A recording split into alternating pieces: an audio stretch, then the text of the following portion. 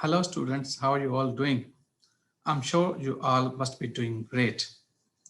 Well students, today I'm going to talk about tenses in English. Basically, there are 12 verb tenses in English.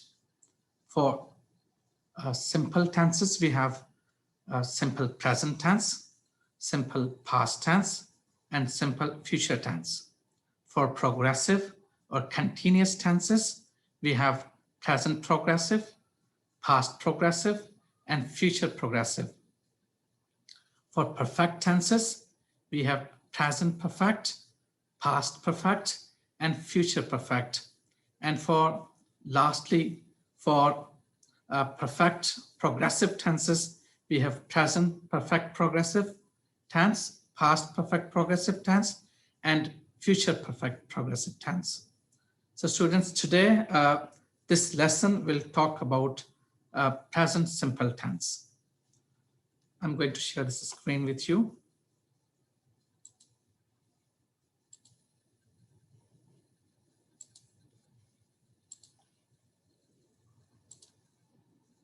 Okay, as you can see here,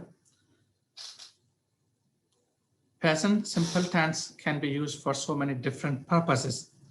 The very first way why we can use this present simple tense is that we can use this for regular habits or daily routine.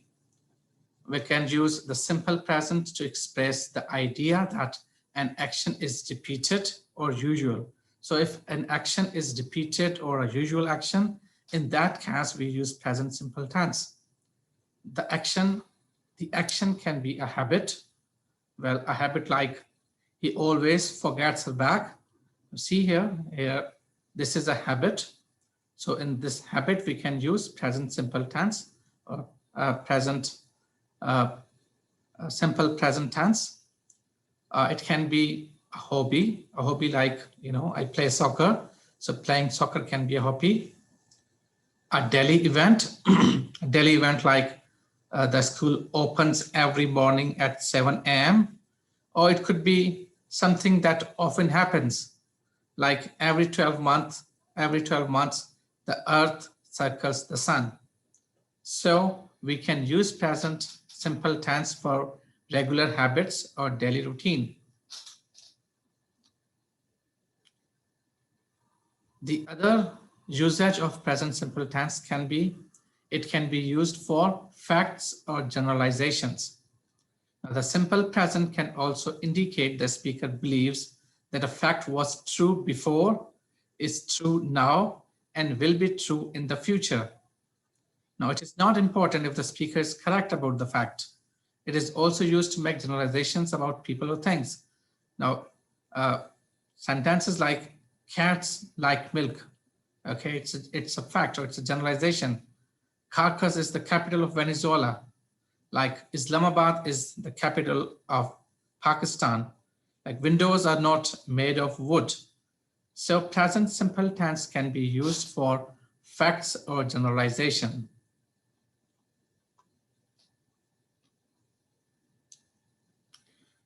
Now, present simple tense can also be used for scheduled events in the near future.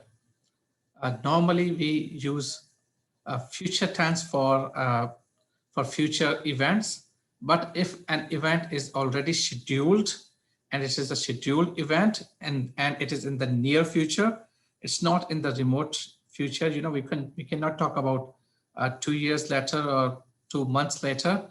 It is a scheduled event in the near future. In that case, also we can use present simple tense.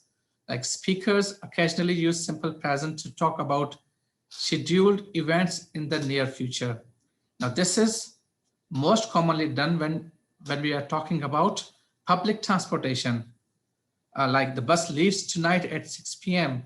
Like when do we board the plan? However, it can be used with other scheduled events as well. Like the party starts at 8 o'clock. So present simple tense can also be used for scheduled events in the near future.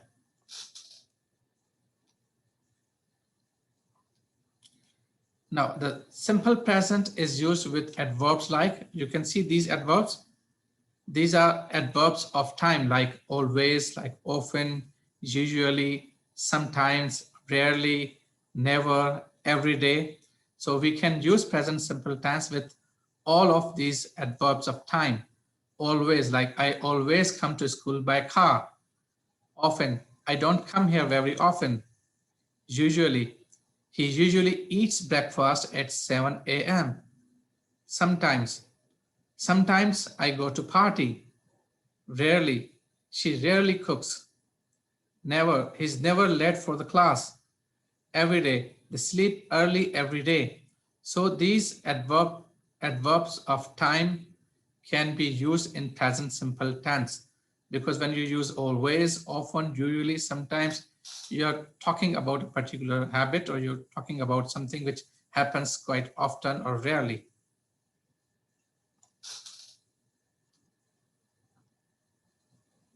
Now, how can we form this present simple tense?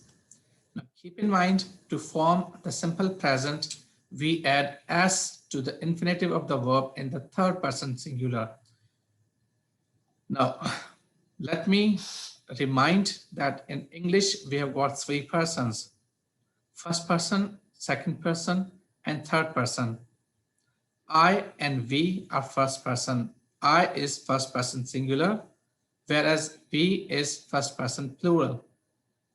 Likewise, you is second person, and you is both second person singular and plural.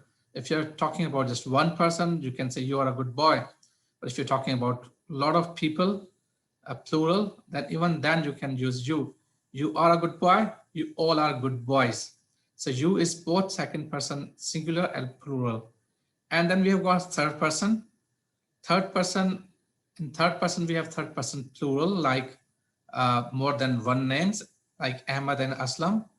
Like if we use a pronoun instead of these two people, we can use they.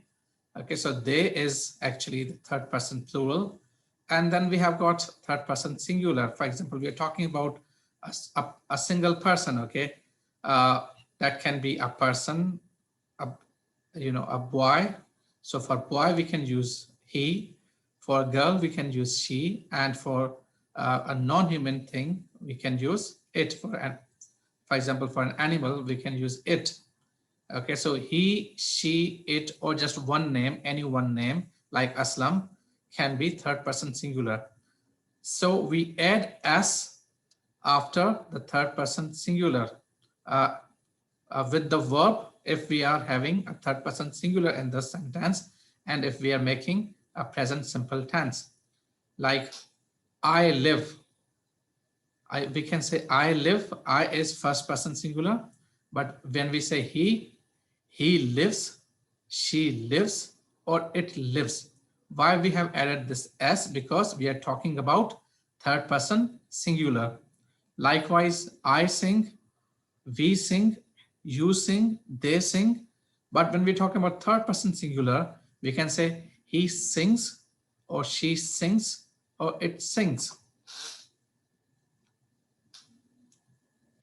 Now, let's talk about some of the rules for adding s or es after the verb in third person singular.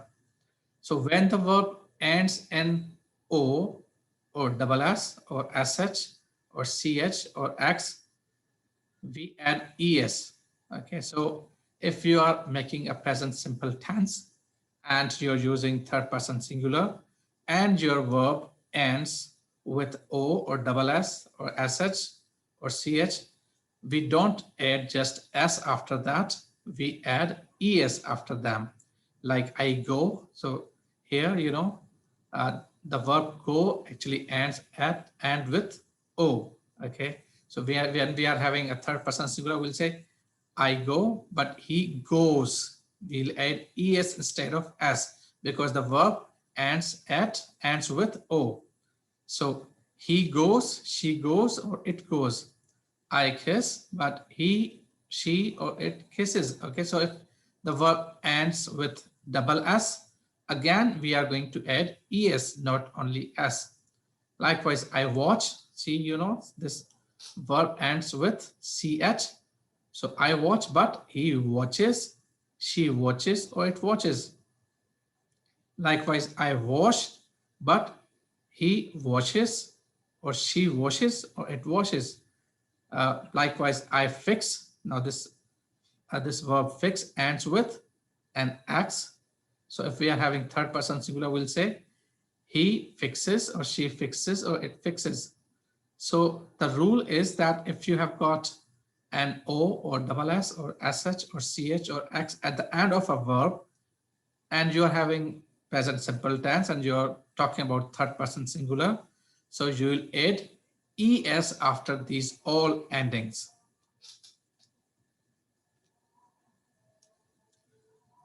Okay, and the rule is for the same third person singular that a consonant followed by Y, the Y changes into IE and we add S. Now, if we have got a verb which ends with Y, then we have to see if before Y we have got a consonant. If we have got a consonant before Y in the verb, like in this case, you can see I study. So before Y we have got this consonant D sound. Okay, so in this case, if we are having third person singular, we'll not add only S or ES, but what we'll do, we'll remove this Y, and in place of this Y, we'll be using IES in third person singular again. So I study, but he studies or she studies. Okay, so the rule is simple. If you've got a consonant followed by Y, and you in a verb, and you're having third person singular, so you will remove Y and then you will add IES. You will not add only S or ES. In this case, you will add IES and you will remove Y. Likewise, if a vowel followed by Y, we just add S. Now, if the verb ends with Y, but before Y, we don't have a consonant sound, we have a vowel sound here. See, what is the difference in this verb and this verb? In this verb before Y, we have a consonant, and in this verb before Y, we have a vowel. Okay, so if we have a verb which ends with Y, we need to see before Y, do we have a consonant sound or a vowel sound? If we have a consonant, then we'll remove this Y and we'll add IES.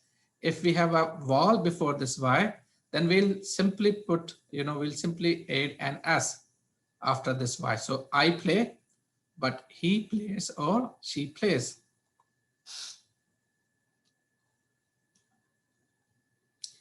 Now, this was all about positive sentences. Let's talk about negative and interrogative sentences. How can we turn these present simple tense into negative or interrogative tenses? Now, usually when we have got tenses, the rule is very simple. If you want to make negative or interrogative, if you've got an auxiliary verb in your sentence, it's very easy. If you've got an auxiliary verb, add not after auxiliary verb, it becomes negative, and put that auxiliary verb at the beginning of the sentence, it becomes an interrogative. For example, if the sentence is he is reading a book, okay, in this is an auxiliary verb. He is the subject, is an auxiliary verb. Reading is the main verb, ing form, and the book is object. So in this case, you have got an auxiliary verb which is. So he is reading a book. You've got auxiliary verb. Now it's simple. Put add not after auxiliary verb. Like he is reading a book. He is not reading a book. They are coming. They are not coming. He'll go. He'll not go. Okay. I had done it. I had not done it. I have done it. I have not done it. So if you've got an auxiliary verb, add not after that auxiliary verb, it becomes negative. And if you want to make interrogative, put that auxiliary verb at the beginning of the sentence. Like he is reading a book. Now here is the auxiliary verb. So put that auxiliary verb at the beginning. He is reading a book. Is he reading a book? I'll go there. Will I go there? You have done your job. Have you done your job? Okay, so it's very simple. Now the problem with present simple tense is that we do not have any auxiliary verb in this present simple tense. If you see, when you say uh, I play cricket every day, okay, now I is the subject, play is the main verb, cricket is of course the object. So we do not have any helping verb. We put helping verb between the subject and the main verb. Okay, since we do not have any auxiliary verb in our present simple tense, so what we do actually, we introduce our own auxiliary verb.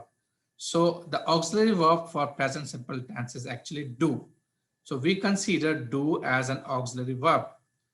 Okay, so for example, if you have if your sentence is I play cricket every day, if you want to make it negative, so after I, you put the you put this auxiliary verb do, and then you add not. I play cricket. I do not play cricket. You play cricket. You do not play cricket. They play cricket. They do not play cricket. But if you are talking about third person singular, since in third person singular we add s or es. So for example, I play cricket. I do not play cricket. You play cricket. You do not play cricket. We play cricket. We do not play cricket. But when we say he plays cricket, so we'll say he does not play cricket. So we'll put does after third person singular, and then since we have used does and we have added this es after do, so we'll remove this s or es from our verb. Okay, so he plays cricket. He does not. When you're using does not, you have put this s here. So from your verb plays, you'll remove this s. So you'll say he does not play cricket. So I play cricket, you play cricket, we play cricket, but I do not play cricket, you do not play cricket, they do not play cricket, but he does not play cricket, she does not play cricket, Aslam does not play cricket. So I like, you like, they like, but I don't like, you don't like, they don't like. Okay, likewise, when you're having interrogative, you can put this do or does at the beginning of the sentence. So I like, do I like, you like, do you like, they like, do they like. Okay, so if it is not third person singular, you will simply have do as your auxiliary verb. Okay, so I like, then you have after your subject and before your helping, I'm sorry, your main verb like, you'll put do. And since you have got this do as an auxiliary verb, so you'll put not after this. I do not, and the contraction is I don't. So I like, I don't like, you don't like, they don't like. But if you are saying about, if you're talking about third person singular, she likes, but she does not like, he does not like, it does not like. Now, notice that we do not have any s or es after this main verb here. The reason is that we have removed this s from here, and we can imagine that we have put it here after do. Okay, so I don't like, you don't like, they don't like, but she doesn't like, he doesn't like, it doesn't like. I like, do I like, do you like, do they like. Likewise, does she like, does he like, or does it like. Okay, so you'll in order to make negative and interrogative, you'll introduce do or does as helping as auxiliary verbs, and you'll add not after these auxiliary verbs. They'll become negative. So you will add do as an auxiliary verb with I, we, you, they, and plural nouns, and you will add does as an auxiliary verb with third person singulars. Okay, So I do not do this. He does not do this. I don't have books. She does not have books. Likewise, we'll have this do and does at the beginning of the sentence for interrogative. So I have a book. I don't have a book. Do I have a book? She has a book. She does not have a book. Does she have a book?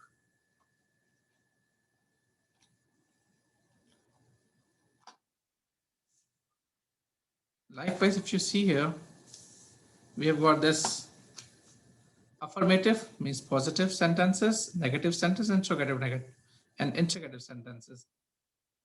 The rule for affirmative sentences that you have got your subject and then you add your verb. After verb, you'll add E or ES to the third person singular, and then you'll have your complement. Now, what is complement actually? Complement is a word or phrase or a clause that is necessary to complete the meaning of a given expression.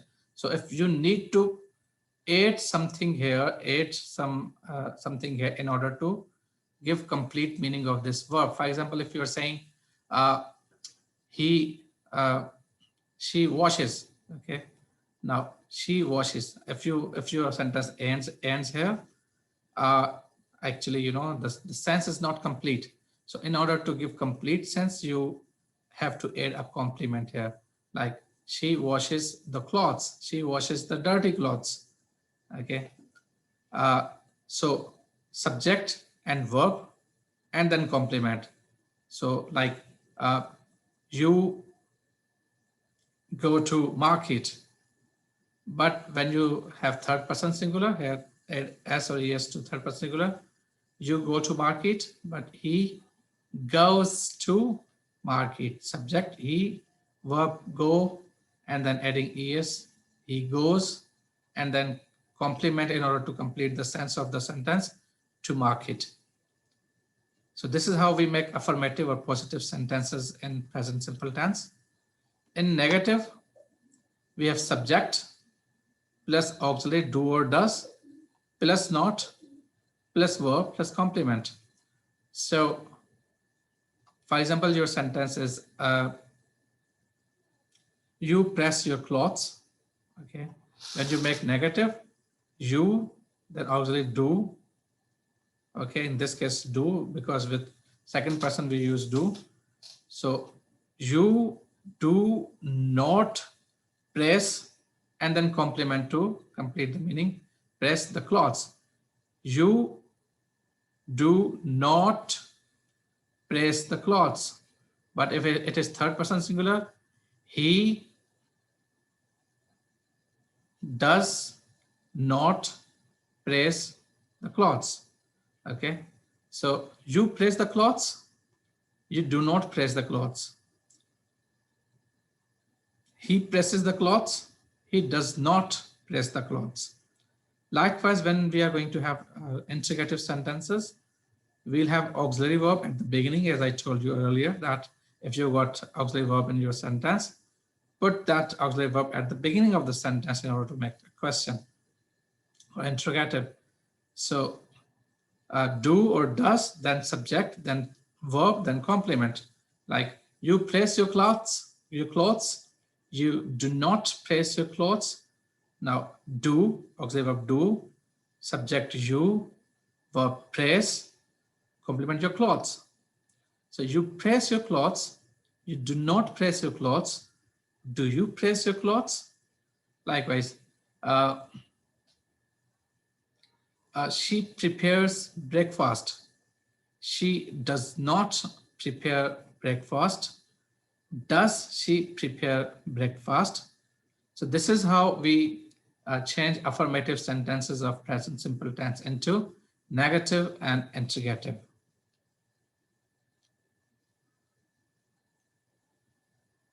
Now, this is just a practice for affirmative, negative, interrogative sentences. I live, I don't live. Do I live? You live, you don't live. Do you live? He lives. See, with third person singular, we have added s. And I've already told you the rules. When should we have this s? When can we add S, when can we add es, when can we remove y and add ies. You already know those rules.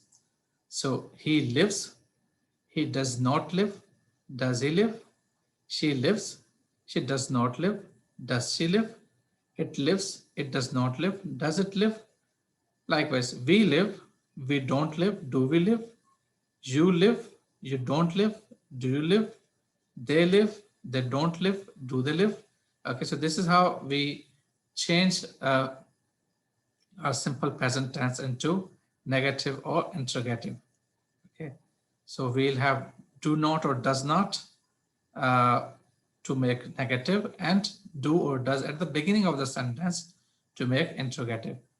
Now, I repeat that when you have this es after do, when you use does, you can never add s or es after the verb.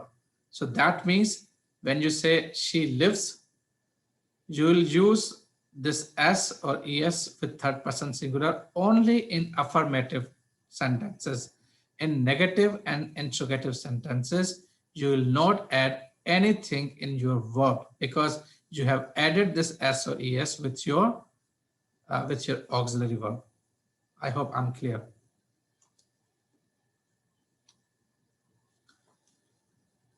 Now, lastly, how to make WH questions with the auxiliaries.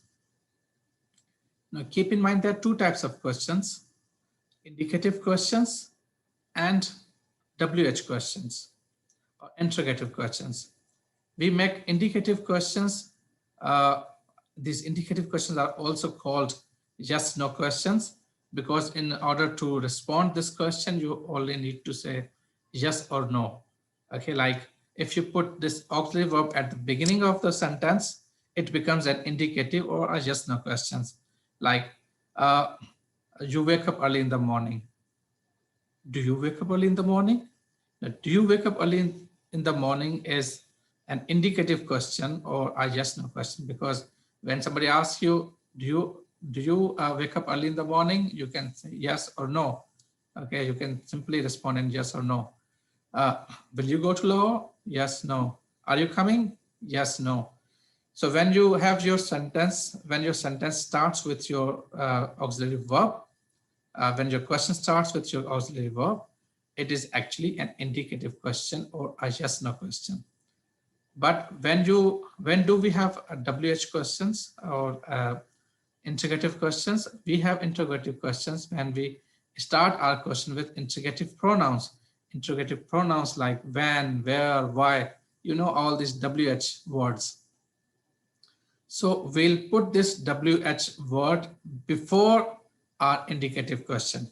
So for example, the sentence is you are coming, for example, okay, and the question, are you coming? Okay, now are you coming is an indicative question. Okay, in order to make it a WH question or interrogative question, you'll put when or where. You are coming? Are you coming? When are you coming? Why are you coming? Okay, so when you use when or why before this indicative question it turns into a WH question or interrogative question. So see here, do you do on Saturday morning? What do you do on Saturday? I have breakfast in a restaurant. What do you do on a Saturday morning? See, when you say, what do you do on a Saturday morning? Your answer cannot be yes or no. Okay. So when you say, what do you do on Saturday morning? You have to give a complete response. Okay. What do you do on Saturday morning? I have breakfast in a restaurant. What does she do on weekends? She does exercise.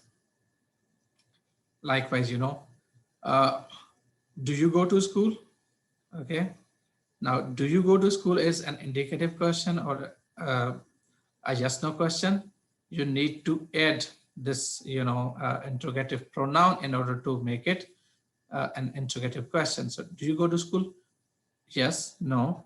But when you say, when do you go to school? We go to school on weekends. Why do you go to school? We go to school in order to get education. Okay. Where do you go to school? Where do you go? I go to the city to my school. Okay, so you need to have these interrogative pronouns in order to make a WH question or interrogative question. Likewise, you know, when you have a third person singular, does he play? When does he play? He plays soccer on Wednesday. When does he play soccer? He plays soccer on Wednesday. I'm sure you have understood this.